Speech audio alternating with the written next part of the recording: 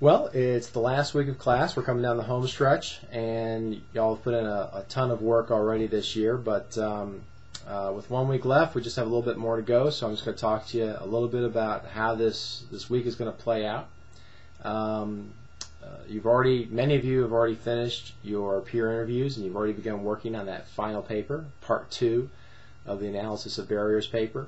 I've had a few questions looking for clarification about that assignment, and so if you look on the discussion board, you'll see my responses to some of those questions. But just to talk through it a little bit again, one of the questions has been, well, how much do I have to write about the actual dilemmas that I'm using as the source for my analysis? And my answer is the same that you wrote about the initial ones in part 1. So if you got some feedback from me, looking for you to fix those or redo those, then follow that feedback. But if I didn't ask you to redo them in any way the first time around, then the way you did it was just right. So just give a sense of what it is that happened, enough for the reader to get a feel for what are some of the key elements, but don't talk about it verbatim.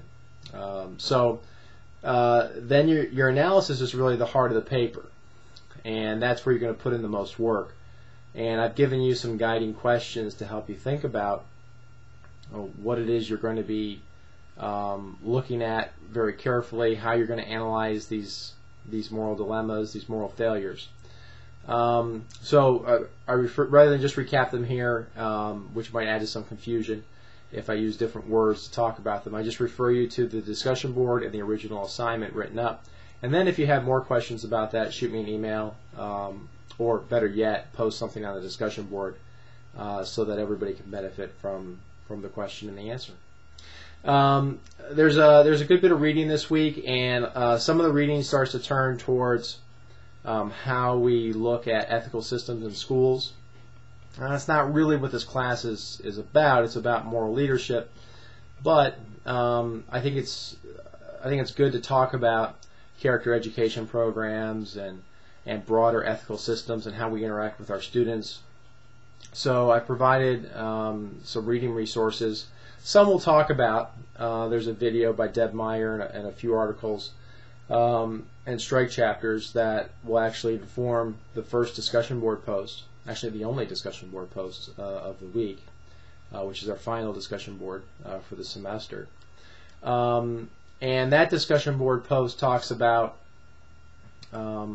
picks up on something that Deb Meyer says at the end of her video, where she talks about finding the cracks within educational systems, meaning we're not going to completely overhaul our educational system, at least not today. So given the system that we work in, Deb Meyer contends that there are cracks within the system. There are places in which you can inject a more ethical way of interacting with each other, or democratic systems that will allow us to show students how to be a good citizen within a democratic community by the way that we interact with each other, by the actions, rather than simply our words. So I'd like you to pick up on that comment and then begin to talk about what are the cracks that you see, and how could you affect some change given the system that you're familiar with. So that's our discussion board post for the week. Some of the readings, you'll notice I said browse. For example, there's a character education piece, what works in character education. We're not going to really talk about that, but it's a lengthy piece, but it's also a resource, and it's something that I wanted to send you away with. So there are a few readings towards the end of the week that I simply just wanted you to have available if you had a further interest in learning more about those programs. But we're not going to talk about them in the Illuminate session. So they're there for your reference. We are going to have our Illuminate session this Thursday. That'll be the end of class. And in the Illuminate session, we're going to talk a little bit about the readings, and we're going to talk some about what came up as you did your analysis of the moral failures that you were working on this week. So that'll be how we end our Illuminate session, and then you'll be done. and you'll enjoy hopefully a wonderful and relaxing 4th of July weekend. The only other thing I want to add is that this week I put up the course evaluation survey at the end of every semester in a regular in-class semester. You have these bubble sheets that you fill out. These are the same questions.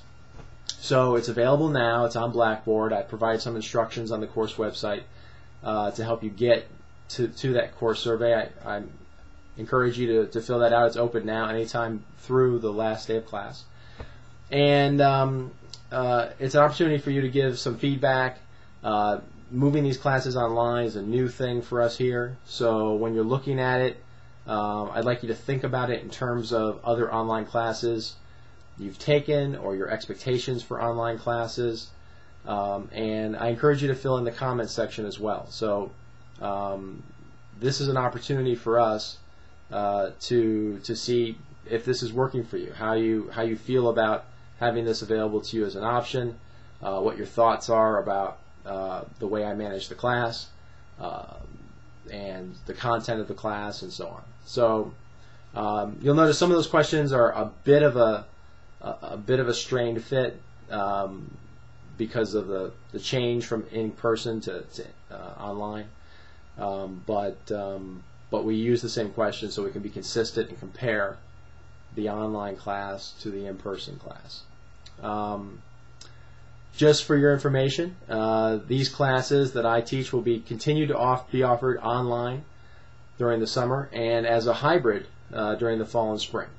So during the fall and spring, classes I teach will meet about every other week, and then in the other weeks in between, class will be offered online. So as we move more of these classes online, this is great information for us to have, and for the administration to have, so they can get a sense of whether they want to continue to support this or not. Well, thanks as always for your hard work. I'm looking forward to seeing you online this week, and as always, if you have any questions, don't hesitate to let me know.